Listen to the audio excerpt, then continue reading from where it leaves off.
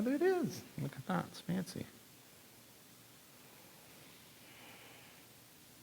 Amy Sedgwick says hello. Who did? Amy Sedgwick. Oh, Amy. Hi, Amy. Hi, Amy. Hello, and can I officially start now, Jay? So this is Up Close. I'm Randy Dixon, Artistic Director of Unexpected Productions. And we're in official UP Mask. And joining me is a guest who I know pretty well, and you might know pretty well as well, which is our UP Marketing and Development Director, Kent Whipple. And we're, I think, far enough apart that we can probably take these off. So, we even have a little moat between us, so that's cool. And today we're going to be talking about storytelling, but before we do that, a couple of housekeeping things, I guess. One is we do 4 shows a week, so right now we're doing shows Wednesday, Thursday, Friday, and Saturday. Wednesday we have duos, Thursday we have wild card, and Friday and Saturday right now we're doing improvised Christmas Carol. And in a week from now, and I'll talk a little bit more about that in a minute, we're going to be doing it also on like Sunday, Monday, Tuesday leading up to Christmas Eve. So if you want to get your holiday fix, feel free to do that. We're going to be doing hopefully at least one more of these before the end of the year, and we'll do a bunch in the new year. If you enjoy our conversation, we're talking about storytelling and teaching storytelling and what stories are and what they mean. If you enjoy that, feel free to go to unexpectedproductions.org and make a donation. But also, we're having a fundraiser on December 19th. So that's a week from today. We will be doing a very special improvised Christmas Carol. So we'll be trying to raise some money to hopefully, again, help with the reopening and keeping this market theater space that we've been in since 1991. So again, you can find out all the details about that, and I'll try to remember to mention it at the end at unexpectedproductions.org. But and also, because I always forget, even though they're right here, if you want to, you can also donate by buying a t-shirt. And we have an audience full of t-shirts here. And what you can do is you can put an image on the t-shirt. It will go over a chair. And they're also marking socially distanced. So if eventually, maybe one day, in 10 years from now, we'll be able to have people back in the theater, your picture, your face, whatever your image is, will be on your chair. And when we can have people back in the theater, you will then get the souvenir t-shirt to keep for yourself. So I'm glad I remembered that. Anyway, let's get to Kent. Hi, Randy. Hi, Kent. This is kind of weird because I feel like this is like a chat we would just have sitting in the office. Totally. Totally. So, and we'd be 6 feet apart in the office as well. So I usually begin these by just getting a little background from you about sort of, I don't know, how you got into, I know you have a theater background as well, so what I'm curious to hear is sort of how you found that in theater, and then how you specifically found storytelling. Well, I've always been a fan of storytelling. In high school, I did theater, but I also did speech, and did humorous interp, and we'd figure out how to take a 2-hour play and put it into 10 minutes and create a story there. Then I went to school at the College of Santa Fe. I worked as an actor for a while and did stand-up as a while. I was really a terrible stand-up. As was I. Yeah. But then went to school at the College of Santa Fe and studied arts admin and got into press releases and writing press releases, which are basically good stories. Right. And did that, then worked for the Santa Fe New Mexican newspaper, writing for them, and got to work with Denise Kuzel. Denise, if you're out there, I love you, who was the hardest editor I've ever had, but taught me, again, story, how to, beginning, middle, end, make it interesting. And I just had a passion. So started listening to the Moth a few years back, 10 years back or so, when it first started coming out, and decided that I wanted to do that. And so 7 years ago, 8 years ago, did the Moth, the first time I did the Moth, I won, was lucky enough to win the first Moth that I went to with my friend Danielle. And I've been geeked out on story since. I love, that's how we communicate. We communicate stories. I'm telling you a boring story about my past to create a story. But it's how we learn as kids. It's how we communicate with each other. You know, you come home, your spouse says, "How was your day?" And what do? You tell a story. Right. And so started doing a lot of shows around here, including the Gay Uncle Time, Bawdy Storytelling, which there's a Bawdy Storytelling show tonight online.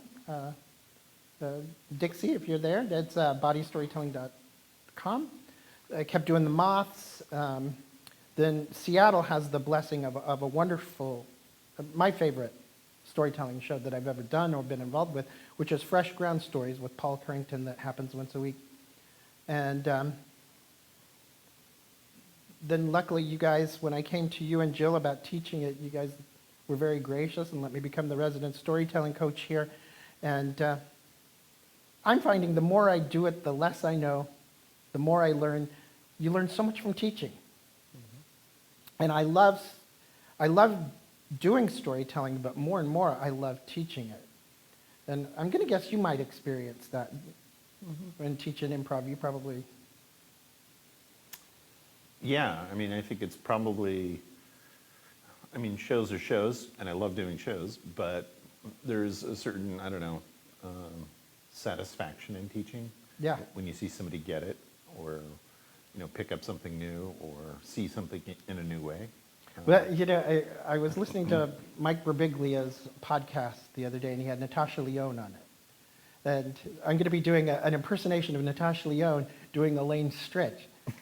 Because she had a great Stritch quote, which says, you know, you got to develop the talent behind the talent. Right. And I think when a student comes into a storytelling class or an improv class, they already have the talent. It's that we get the blessing of trying to promote the talent and coaxing more talent out of the talent. And I don't know, that quote has stuck with me all week. Develop the talent behind the talent.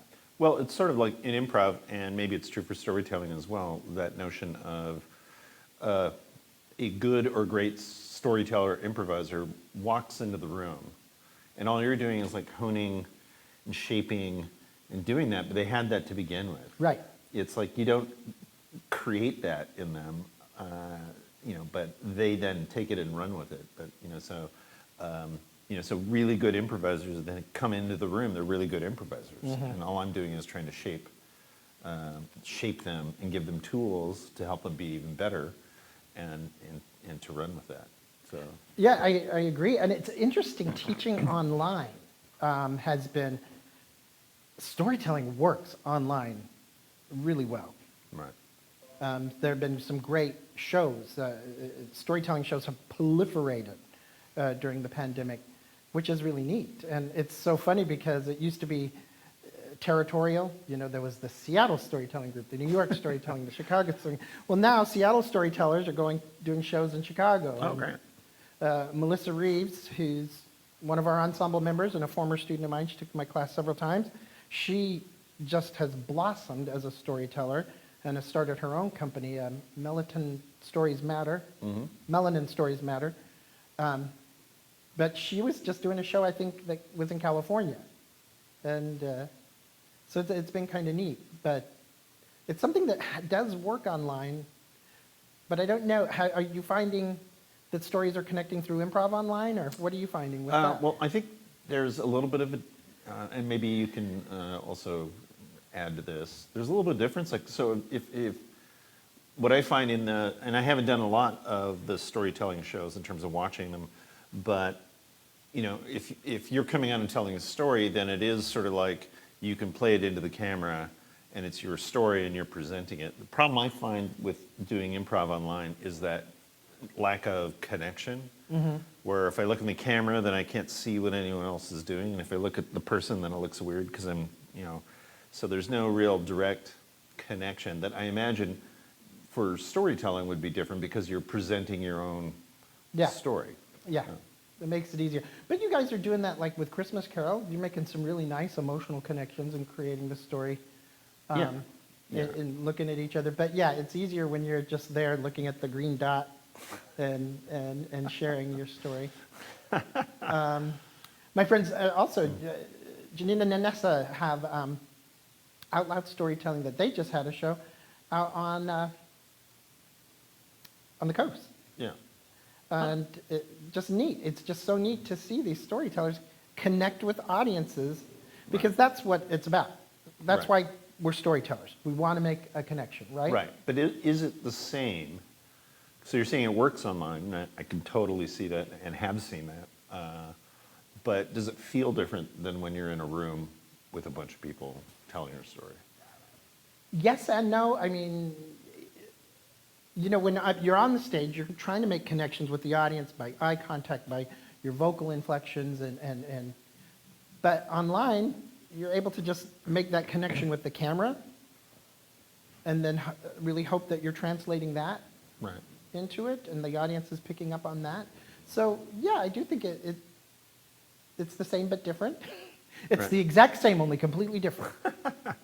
Well, I guess the other thing, follow-up to that, is when you're doing a story online and playing to the green light, are you playing to the green light or are you imagining somebody there that you're telling the story I to? imagine, for me, I'm talking to one of my very best friends. And it's one of my friends, Kathy, or Kristen. I imagine that I'm just sharing a story with them. Because when I write, and it's getting worse, because when I write out a story, I've been reading a lot of writing memoir. I think you and I were talking the other day, Mary Carr's book, The Art of Writing Memoir, is just with me. When you read something you write, it comes off so non-conversational. And it doesn't, I mean, it's a great memoir, but it doesn't connect. So you have to translate that from the page into a conversation and creating it to be conversational. And so I just look and imagine that I'm talking to one of my friends saying, you wouldn't believe this, but. So if we had an arc for teaching storytelling in your class, where does that start and where does it go? Do you start with just like, come up with ideas and then hone them along, or do you start with something else? Well, how I teach is through using writing prompts. And I was lucky enough to study with Natalie Goldberg, who wrote Writing Down the Bones. Right. And side note, funny story, I studied with her for a while, and she was here a year or two ago doing a book reading. And so I was like, oh, I'm going to go see Natalie. And I got down there, and it was at Elliott Bay in their basement. And I'm like, hi, Natalie. And she's like, hello. I'm like, I'm Kent. And so she's, hi, Kent. And she writes it in my book. She's tiny. And then started telling it, and I was like really bummed. And I was like, well, I guess I didn't leave an impression with her. She's reading, or she's doing a reading, and then she stops and she's like, looks at me, points at me, Kent, hi, now I remember. How are you? And I was like, oh, good, because I thought you hated me. And I was taking it all personally. Anyway, Natalie has great writing prompts, and great stories come from writing prompts when you can get out of your head. Right. So when I teach a class, we talk about basic story structure, something we do in Improv 100, right? And I've been getting down to it because really storytelling is you were this person, something happened, you're now this person. And that's really the crux of a good story. Of course, you build all the elements of stakes and all that, but the connection is about someone relating to you about what you went through and experienced and who you are now. Right. And that's become like the core element of my class. Sure, we talk about beginning, middles, and ends. Basic storytelling 101, you have the hook, a great sentence or paragraph that says, I'm pulling you in. Then you build the stakes of the incident, of what's going on. Then the incident happens. Right. Then, who are you now? What did you learn? So, Yeah, because those are story structure techniques we teach in improv as well. And it's come up a few times in different interviews and different contexts, but it's that, and I'm sure it's true in storytelling, which is people think, well, I've got the structure, so I've got it. But there is that secret ingredient, that thing that, what makes that story more, because you can follow, pick your poison as far as the story structure goes, but it's not going to help you in terms of being a good storyteller. To me, it's all a scenic detail. How do you share the scenic detail? I was with a friend's 7-year-old kid. I'm going to pick on a friend, sorry. And the kid was like, so I was at school today, and then my friend came up, and then I walked up, and my friend hit me, and then, and I'm like, oh God, you need structure. Terrible storyteller. Right. Terrible, but no. But it got me that a lot of people think stories are just the news. The news is narrative. Sure. And narrative description. So I teach narrative description and scenic detail. Narrative description is driving the bus. The scenic detail is what we see out of the window while we're driving. And that's what creates the connection. And how do you do that? You share inner thoughts. You share sensorial detail, which is one of the big basics of storytelling. The smell of my grandmother's fried chicken helped me remember, brought me back to, and we all can remember our grandmother's fried chicken, so as a listener, we relate to that. I'm taking a wonderful story workout weekly with a gal named Gail Thomas, who's like a storytelling sensei to me. And we're spending a lot of time on that part. What is the connection? What creates the connection with the listeners? And again, I think it's the scenic detail. And you do the same thing in improv. What is Crow, right? Right. So you create characters, relationships, objectives, and where, right? You put all of those exact same elements into a story. Right. And so I use Crow in teaching all the time. And then the Story Studio, which is Risk's educational component, they have some great workshops on just that part. They actually had a workshop on sensorial detail. They have a workshop coming up on Tuesday about how to be the villain in a story. Right. And I'm kind of babbling here, but one of the things I've loved about COVID, if we can we say that? Is I've gotten more writing done than I have in my life, and I've taken some great workshops with organizations around the country, and this is going to sound terrible. You still take classes, right? Mm-hmm. And there are many classes that you take where you go, okay, I can teach this. Right. In fact, I'd probably teach this better. But you get something out of it, and we learn, because we should always be learning. Or you take a class and go, oh, God, why have I never thought of that? Why didn't I see that? This is so obvious. And I've had those aha moments in some classes that I've taken that have been fantastic. Right. That I'm excited to teach this new run because it makes you a better teacher, right? Right. Yeah, and that to me is an important part to the teaching aspect, is to always be kind of, it's like being a chef and not eating. Right, right. So it's like you gotta do stuff, and yeah, and you're absolutely right. There are classes that I take where I'm kind of like, and then, but a lot of classes will have a few eye-opening experiences. You go, why didn't I think about that? So yeah, I'm working on a story that I'm going to be pitching to Risk on Monday, and you go back to a story. This is an interesting thing where improv scenes, you do them, it's done, it was magic, and it's given a gift to the universe, right? Right. Well, in stories, what I'm learning is, like I now have a good wealth of stories, but I go back, and one that I'm pitching is a story that I did a while back. And now I'm a brand new person. I'm a different person than I was when I first created that story, when I wrote that story.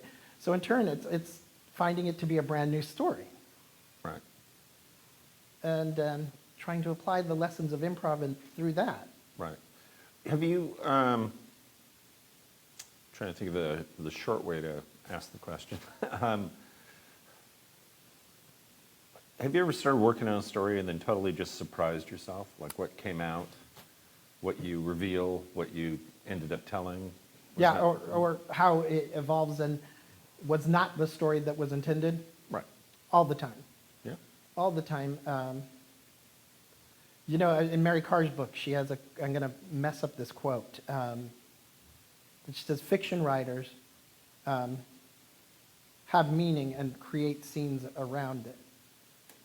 And memoirists, or storytellers, have memories that they create meaning from, or experiences that they make meaning from. Wow. And so I'm finding the more that I'm doing this a long time now, that storytellers, the ones that I love, it's easy to share, hey, I got to ride on the space shuttle, and this happened. That's really an exciting story. Right. But it's to take a story of walking down the street and this minor experience happened, but it could have been life-changing, and making that an interesting story. That's what I'm finding really interesting in storytelling right now. Okay, so that opens up an area that we can spend some time in, which is, I mean, you obviously teach storytelling here, other places.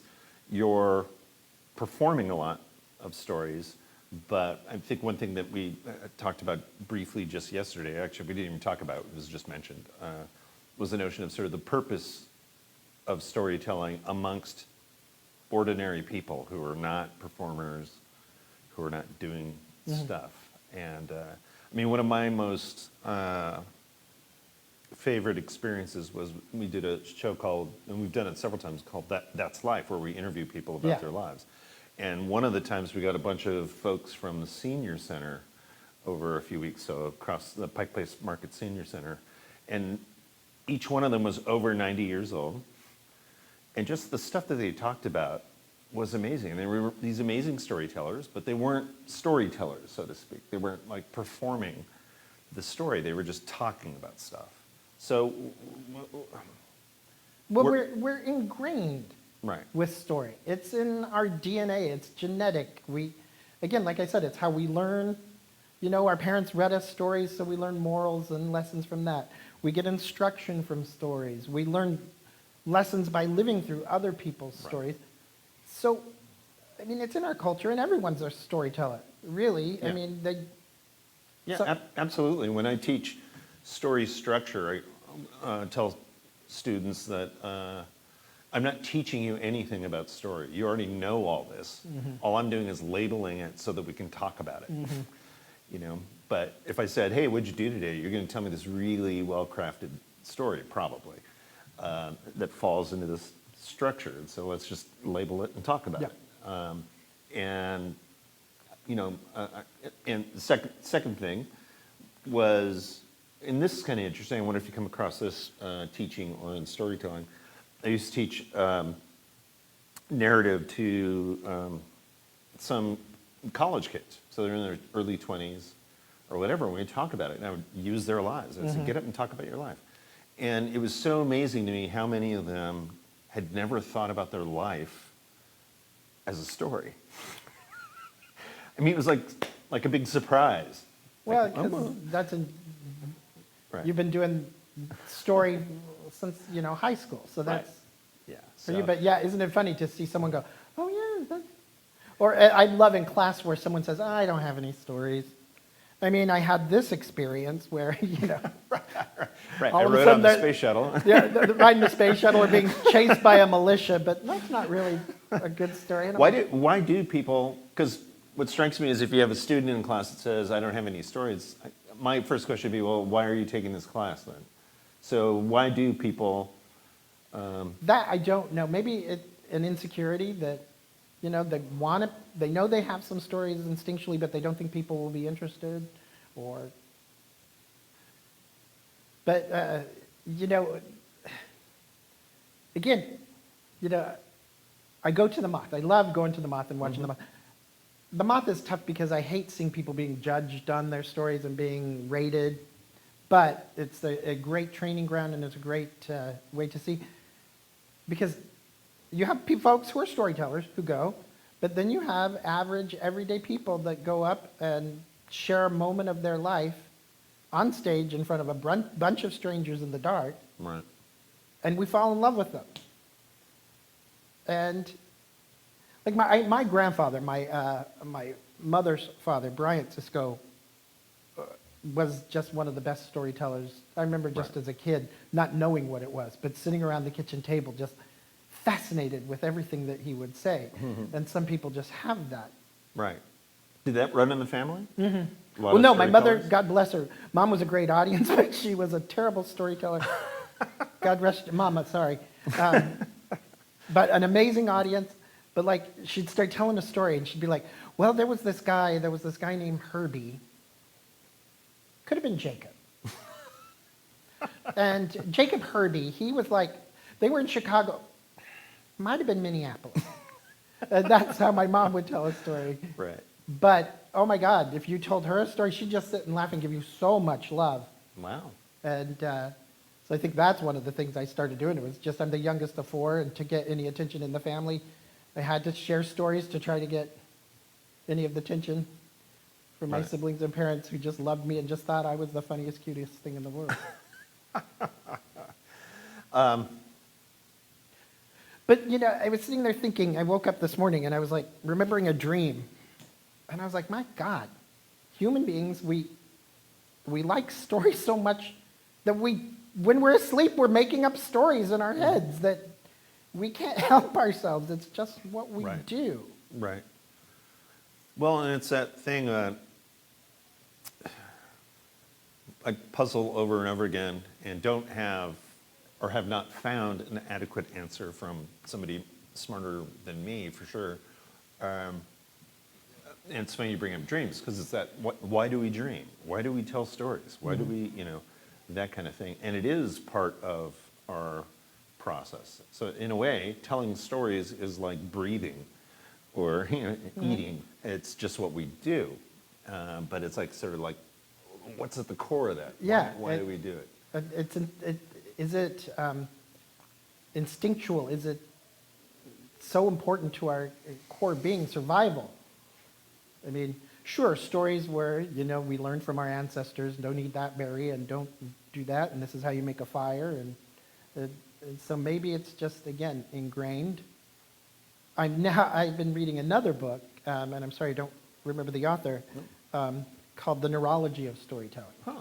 Have you heard of that one? Oh. And it's, again, chemical responses. When we talk about stories of love, and when I fell in love and I experienced this, the listeners are creating oxytocin in their heads, in their bodies. When we talk about scary stakes, and, you know, I tell a story about having a Czechoslovakian army officer pointing a red light on my chest from a gun. Right. You know, hopefully if I'm sharing that well as a storyteller and I'm sharing my fear, that is creating cortisol in the listener's brain, and to relate to it, that then they relate to the story because of the chemicals, as well as the skill of a storyteller being able to share. Right. But so often when we're listening to stories, watching movies, improvs, plays, our bodies are experiencing all kinds of different hormonal changes, which is why we relate to some things better, why we remember them better, is because of the chemical response that our brain created, because the storyteller was so good that it created that in our bodies. Right. And one of the things that I come back... I said we were going to geek out on stories, and that was probably one of the geekiest... Right. Well, I'm going deeper into the geek, so... which is the notion, and again, I talk about this a little bit in classes sometimes if it comes up, but I also find it interesting. I think it was Carl Jung, the psychiatrist, coined the term healing fiction, which was the idea that the person in therapy heals themselves simply by telling their story, and that sort of healing power of storytelling. And you know, and I'm wondering, how often does that occur in like the events that you're at? Or are people kind of presenting as my polished story that I perform, and it's you know, it's like doing a stage play, Right. Versus people who discover something new about themselves or heal themselves somehow, right in front of an audience or right in front of a group of people watching the story. Does that happen often? Yes. In fact, I say storytelling is healing, Right. but it can't be therapy. Right. And so it's that fine line. And then again, sharing a story of something that happened to you that you're a little past the experience, you know, I've heard this quote attributed to several different people, but tell from your scars, not your wounds. Right. And I've seen some just great storytellers go up and share something that I just totally relate to, can cry, my heart goes to. Then I've seen some go up that are so polished and actors, and don't act when telling stories, don't. And that's when I knew my father loved me. I'm like, oh, shut the fuck up. Right. Right. Because we know fake stories, we know lies, so we want to relate to each other through authenticity. And so that's one of the biggest things that I teach is vulnerability and authenticity. Right. And that also is something that is in our school and that we teach in improv, right? Yeah, definitely. Because to me, it's like, well, why are we doing it in front of a bunch of people? It's not for us Right. to process it. It's to crack open the story to share with everyone else, so that everyone else, you know, you were mentioning earlier, talking about, you know, your grandmother, the smell of your grandmother's cooking. And that's what you're trying to do, is to evoke in everyone that memory for them, which Right. might be their cooking, could be something else, but it's not so deeply personal and about me. Right. It's about them. And kind of leads to, it's not so much about storytelling, it's about, I think, performing in general, but, you know, one of the things that harp on is this notion of being advocates for the audience. So our job is to be an advocate for the audience. Yeah. Like, what's the story you want to tell? And I'll tell you that story in improv. It might be trickier, maybe not, in storytelling, especially if you're, you know, preparing something and, you know, I mean, how do you consider your audience? Well, your audience is, we're there to make the connection with the audience, same as any performers. But there is this, I don't want to call it a lie, but a pretend that storytellers are pretending that they are sharing this story for the very first time, and audience members are pretending that they just are up there creating it, and that they just had it. Right. And so it's an agreeable lie. Right. And maybe that's the difference, because when you mention that, that's something I've noticed a lot in storytelling and other types of performance, where I buy into that illusion. And to me, that's kind of that another secret ingredient to a performer, that they can do it as though they're doing it for the first time. Well, you know, I teach students, don't memorize your story verbatim. You've lived your life. You know the experience. Right. You don't need to know every friggin' sentence. I mean, of course, even after every time I tell stories, and it's really funny because it's only been recently that I've stopped freaking myself out before I go out and tell a story. Right. Because normally I'd made myself miserable. You know, then go out there. But something happened when I was doing a Bawdy Storytelling about a year and a half ago, that I walked out there and looked at this audience, and I'm like, I'm just going to have fun. I'm just going to have fun. Right. Because the more I'm into it, the more authentic I am, the more vulnerable I am. But even then, after that, I go, oh, shit, I forgot to say that sentence, and that's such a good sentence. Right. But we teach, don't memorize everything. Know your beginning, know your end. Right. Because if you're up there telling a story and it's verbatim and you mess up a sentence, you're fucked.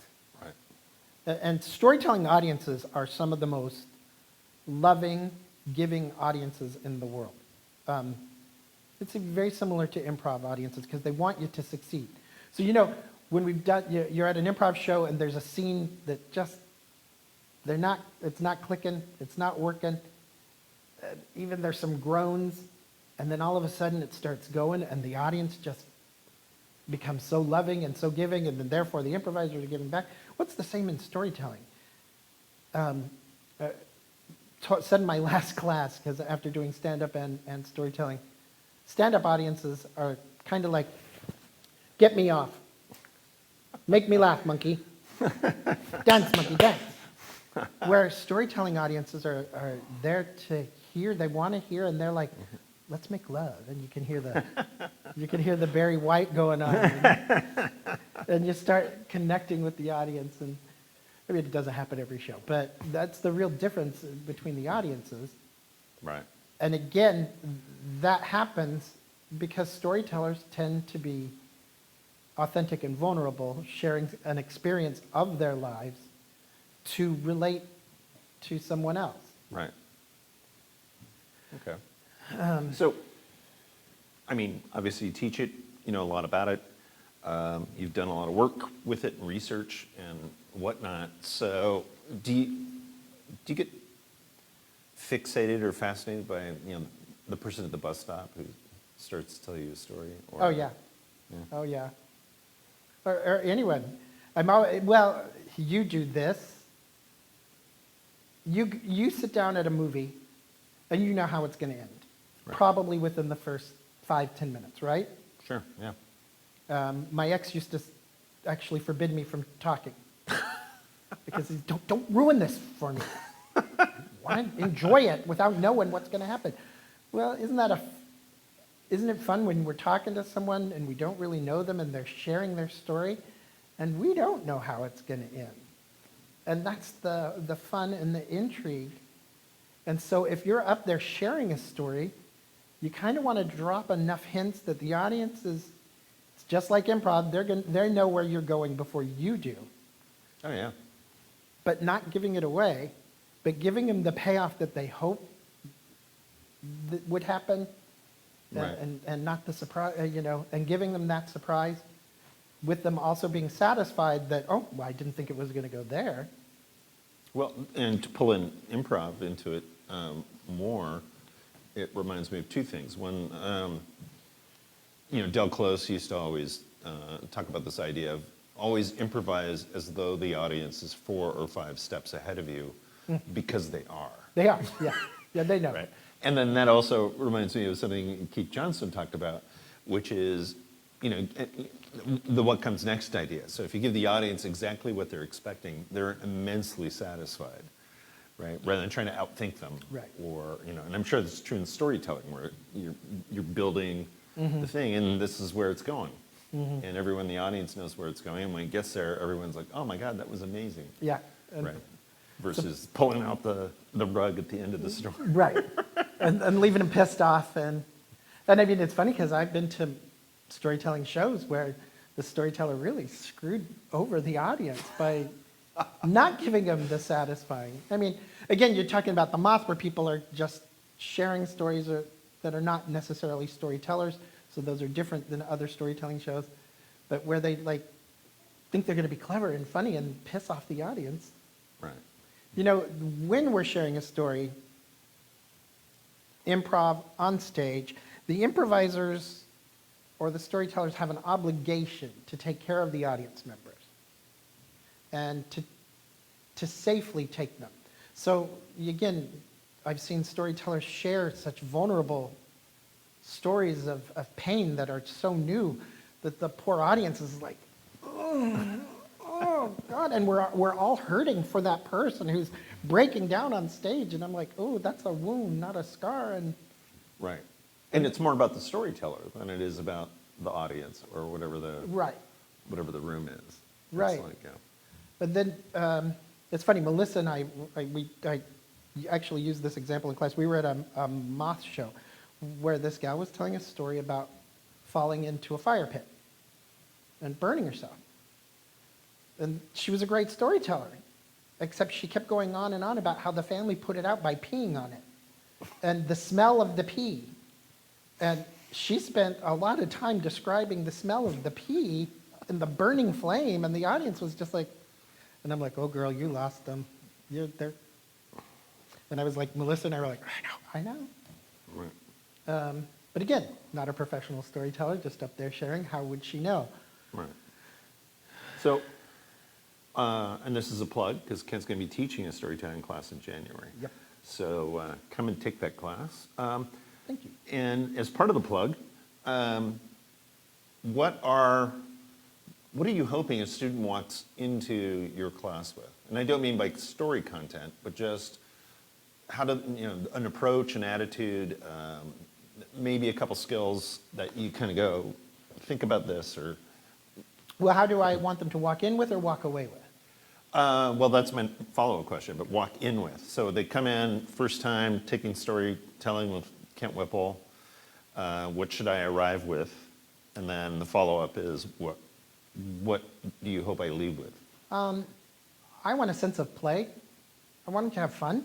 I want them to come in and be willing to jump off the bridge, as far as, especially in the writing prompts and the writing exercises. Mm-hmm. Because sometimes we get so caught up in our editor, or as Natalie would say, monkey mind, that if you're able to get rid of that and forget Mrs. Kemp, your third grade teacher who said you'd never write. Fuck you, Mrs. Kemp. Sorry, not bitter. But being willing to just kind of experiment, and then brave enough to follow down the rabbit hole.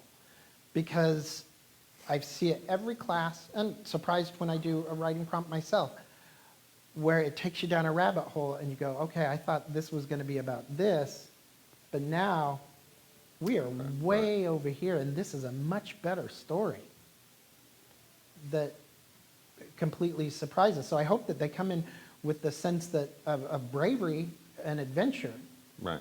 to be willing to explore some of those. And it's funny because I don't think they'd be taking a storytelling class unless they were willing to do that. I haven't really ever had a student say, oh, I'm not going to do that. Really? So you don't get students who sort of, I don't want to reveal anything about myself, I just want to learn how to tell the story? But, because that happens in improv all the time, where you just sort of see them going, Interesting, because now after how many years, I mean, I've had people that didn't get it until near the end of the class. Right. But everyone has been open to the adventure. I mean, sometimes you get somebody who just doesn't get it, and they don't get it, but they want to, and it's not my job to judge them on that. It's my job to provide them the experience.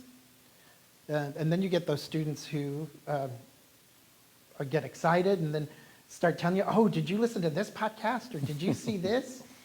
Or, Right. Melissa has gone on and made it her life, and that is exciting to me. Right. As Cocteau said, when my friends succeed, I succeed with them. Notice I pulled out the pretentious Cocteau. That's okay, I brought up Jung earlier.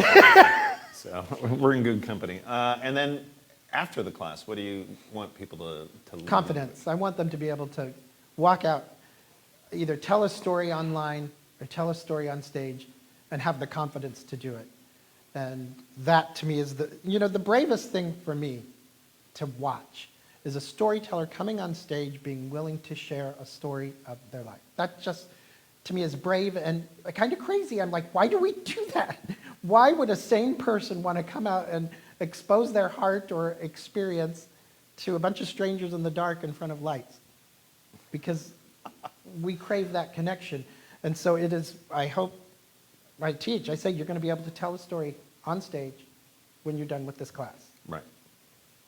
And it's up to them whether they do it or not. And I've only had a couple of students not want to be able to do it. They got what they wanted on stage. I think you in improv, that's why in some of the upper level classes you want to try to create non-performance improv classes for the folks who just love it but don't want to perform. Don't want to obligate someone to perform if they don't want to, but it is my hope that they have the confidence to do so. That's cool. I love the idea of feeling confident enough to present on stage in a storytelling format. Because, Yeah, and I promised my online students that once we're able to come back to the theater, we're going to have a showcase on stage. Because the skills of telling a story well online is not necessarily the exact same skills of telling a story on. You don't have to worry about projection or mic skills or. Right. I guess, I'm finding it really interesting. The new skills that we're acquiring to tell a story online are very transferable on stage because it's seeking that intimacy. Right. So what are, like, say, 5 key differences that you've noticed with this move online? Online performing and on stage performing. I mean, you're mentioning things like, volume and things like that tend to not be an issue because somebody's working really intimate with a microphone, but are there other?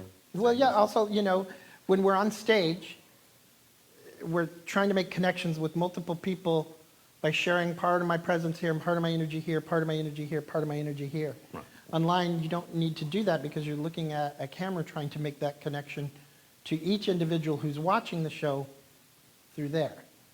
And that's a very different skill set. Mm-hmm. I tend to be very animated, which works on stage, but looks crazy online. I watched myself from an early story that I did online when I was like,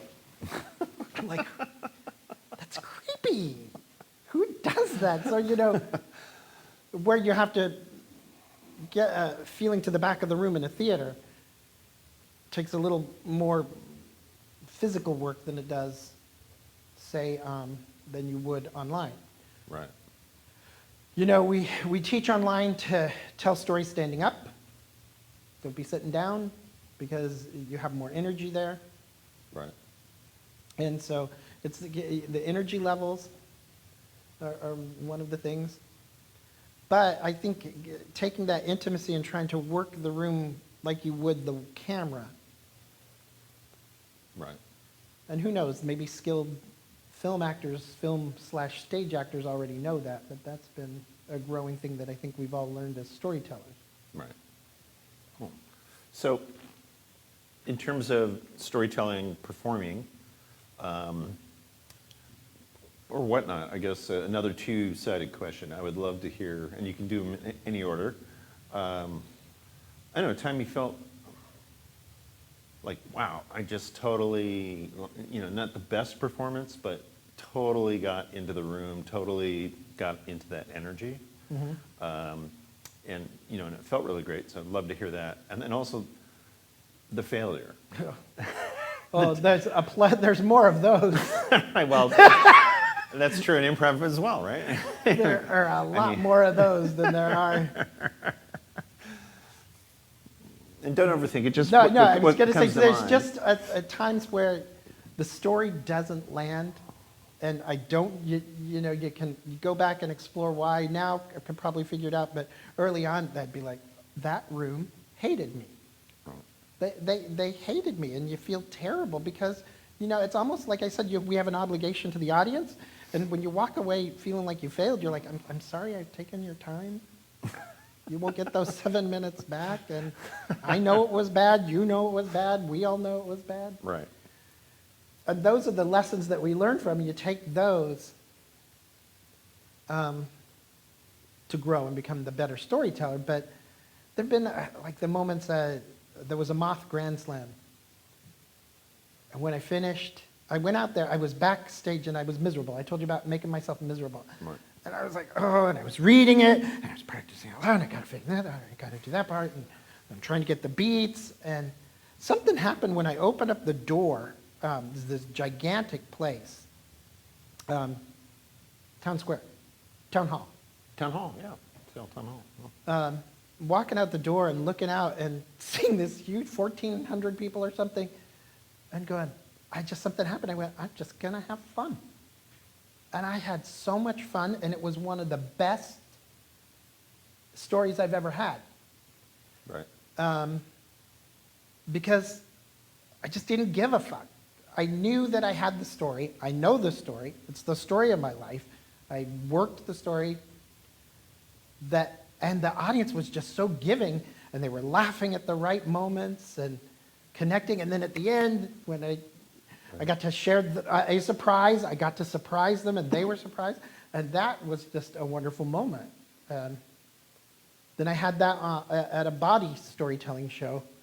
And I love Bawdy Storytelling because it's like the Moth's naughty sister. You get to be a little more graphic than you would. You get to talk about the danger zones. But the audience was just so loving. And I left out a huge plot point, that what I thought was a huge plot point. But they didn't know. Right. And it didn't really damage the story, and it was a great lesson for me to go, well, you know, if you do it up there with confidence, and even if you mess up one part, they're not going to know. Right. They didn't live your life. They're not going to go back, oh, no, Kent, really, this is what happened to you. Right. Kent, you left out the part about... Yeah. So it's those times, but it's actually, those are fun and satisfying. But the failures are where you learn. And you've had to have had that in improv? Oh, yeah. Yeah, a lot. Yeah, well, but we have, you know, we both have the best intention, and I think that's why audiences can be a little more forgiving, because they want you to succeed. Yeah, oh, yeah. They don't want you to. That's a huge part about audiences. That, and again, and I don't know if you encounter this with your storytelling students, but I definitely encounter it with improv students, which is just having to convince them that the audience came to have fun. Right. They're not here judging you or hoping you fail or, you know, wanting to watch the train wreck. Well, there's going to be one asshole in the back who's always there. Yes. Yeah, the person But no, is- but yeah, people are there to enjoy themselves. Yeah, and so it's like, own that. Like, really embrace the fact that, like, boy, you know, and the thing I say on stage, and maybe you say this in your storytelling class as well, is I said, because on top of it, just by walking out there, you've done something that most of them are terrified Right. of doing, which is just getting up in front of a group of people. So you've already won, Yeah. you know, simply by just getting up there. And I imagine it's very true for storytelling. I mean, I know it's similar to improv, there's often, you know, students and people who are interested in storytelling who are watching it. But you also have that person that sits in the middle, doesn't talk a lot, orders a coffee and just sits and like wants to hear a story. Right. They're not interested in getting up and telling a story. They just want to enjoy the connection. Right. And I think, like I said, I think anybody who's brave enough to go up and share a moment of their life with a bunch of strangers, they've already won in my book. Right. You know, that's something that, again, you said it, 90% of the people that are in the audience probably don't have the desire to do. Right. So, And yeah, now, again, I'm geeking back on something about performing and stage fright. You know, stage fright, I read this thing that it talks about how it is almost instinctual to us as well, because it goes back when we were primates out in the plains, vulnerable in front of everyone. right. And I've had stage fright my whole life, but it gets better because I think. But even back when I was acting, Right. And do you have a technique? Like you're backstage and you just tell yourself this, or? I just actually something I learned in one of our improv classes in when I first started here 8 years ago. Be in the moment. Just it's hard to get nervous if you're in the moment. Right. If you're there. Okay. You know, and I tell the storytellers before every show, I tell my students, I'm like, you know, we may share stories again. You will share this story again 1,000,000 times. You will never have this moment again. So I try to remember that.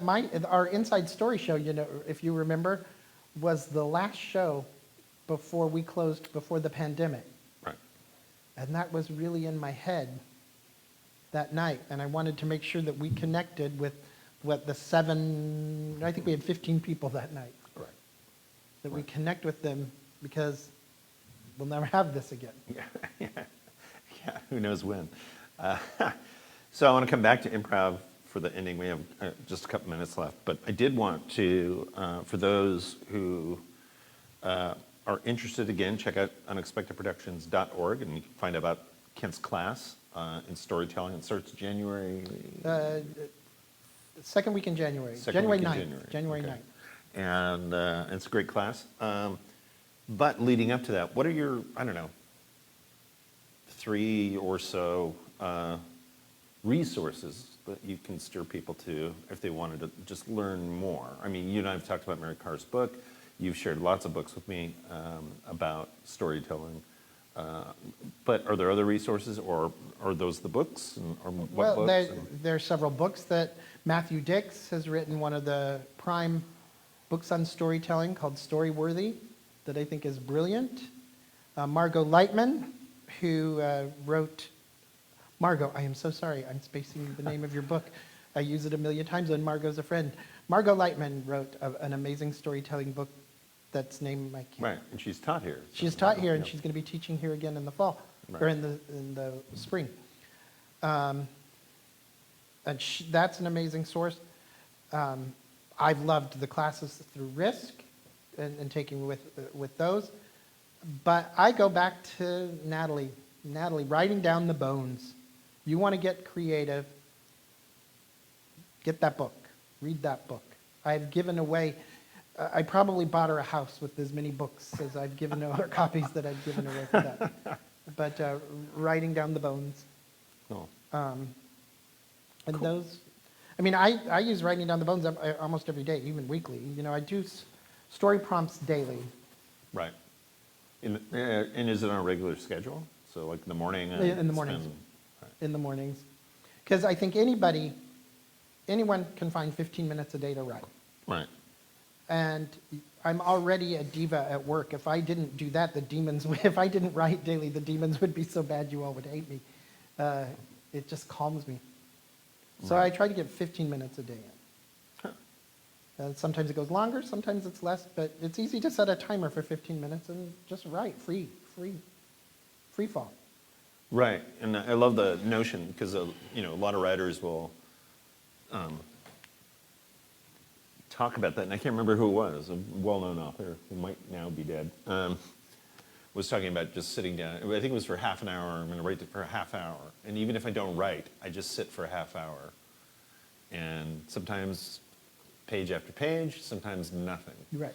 But it's that half hour of time of just getting in that kind of meditation around writing. It's totally meditative. And some of my best stories have come out of the rabbit hole Right. in doing that. So I highly recommend that. Cool.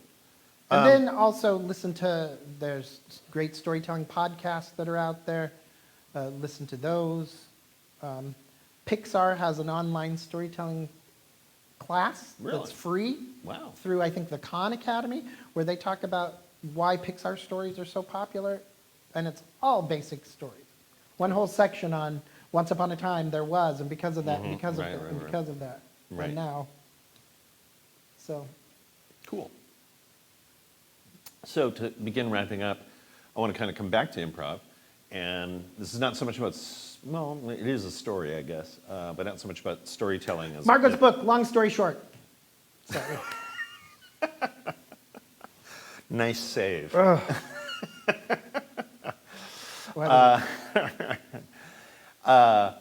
back to improv, though, so you've been here, again, 8 years, really? 2012. Yeah, been focusing on UP performers instead of last, and again, I mentioned it last week as well, I'm floored by how long people have been around. Right. Because everything I think about, I go, oh, that was like a year ago, 2 years ago, that must be it. And it's like, no, it was 15 years ago. And you're like, oh. And by the way, before I mention it, you're the second in a row from the University of New Mexico who are here. Represent! Go Knights! So not that it's a requirement to be on the show, but 2 weeks in a row. Sarah Hanchar went there. Yep. Anyway, getting back to improv, you've been here for 8 years. You've done theater, you've done storytelling, and I'm just curious on a personal level, what has improv taught you in these last few years since you're working so intimately with it? Great question. Listen. Listen. You can't create good improv without listening. And then sacrificing your ideas. You know, one of the things I love about our improv school and our improvisers and everyone here is our goal is to make our partner look good. And if you come to it with that philosophy, and you come to it and say, we're going to build a story instead of we're going for the laugh, that can only be done by listening and sacrificing your golden calves. Because you all are amazing improvisers. When we do Inside Story and I have to try to do some improv, it scares the shit out of me because I'm not that brave. I like to have a story that I know I'm going to share. But if you go out there and be willing, you have an idea in your head, you're backstage and you're coming out getting ready to do that, and the story changed, you got to kill that calf and say, got to listen. Right. So it's being willing to sacrifice for the story. Mm-hmm. I don't know, that's kind of my thought of what we do here. Well, I mean, we don't really sacrifice calves. We don't. It's not. That's our new show. Yeah. Sacrificing the calf. But yeah, just listening, and that's, again, you become a better storyteller when you're listening to other people tell their stories. That's the other. Do you want to become a good storyteller? Go listen to stories. Go watch stories, because you're going to learn what to do, and you're going to learn what not to do. Right. And that's another great resource. But that's one of the things I've learned here, is to and be willing to let go of your idea and just listen. Cool. So we were seeing some images of Kent, various stages, telling stories. So thank you, Kent. Thanks, Randy. And thanks, Jay, for being up there. Yeah, Jay's back there. Teching on us and making us look good. I haven't been able to see, and I'm sorry I didn't see questions. Wasn't paying attention. Yeah, and I got bad. Oh, Janine wrote, long story short, thank you. Thank you, you had my back. So, again, Kent Whipple teaches storytelling here. He'll be teaching a new class starting the second week of January. Again, we have our fundraiser a week from today, very special Christmas carol, so we hope you'll buy a ticket to that and or give a donation. Thanks to all the people who have already been coming to Christmas Carol and giving donations on top of their paying for the tickets, so we appreciate that. And again, we have these T-shirts that we can sell to you. Put your picture on it, and you can sit in this audience, at least on a T-shirt for now. 4 shows a week, Wednesday through Saturday, and then we have this event happening on Saturday afternoons, which you know of because you're watching it. And is there anything else we need to? Oh, we need to. The improv school. We start our winter quarter in January, and our class size is small, so it's intimate, and it will give you the best experience you can have. And so please join us, take a class, get out of your safety zone. And that's also on our website at www.unexpectedproductions.com. Cool. Well, Kent, thank you so much for doing this, but also, again, publicly, thank you for all the work that you do for Unexpected Productions, because you've done so much, and especially during this COVID time, you've come up with so many creative ideas on how to make this thing work. So I'm hoping that it won't have to be too much longer, but knock on wood, that we'll have to do this. But thank you for that. Thanks, Randy. So thank you. Yeah, take care. And again, we have a Christmas Carol tonight at 8:30. If you're looking for something to do tonight, and it's going to be running through December 23rd. And again, some of that last week, it's during the week as well, so be sure to check that out. And thank you so much for watching. Bye. Yeah. Thanks. Yeah, thank you. That was a lot of fun. Yeah. No, it's good. It's and I think it's good to have the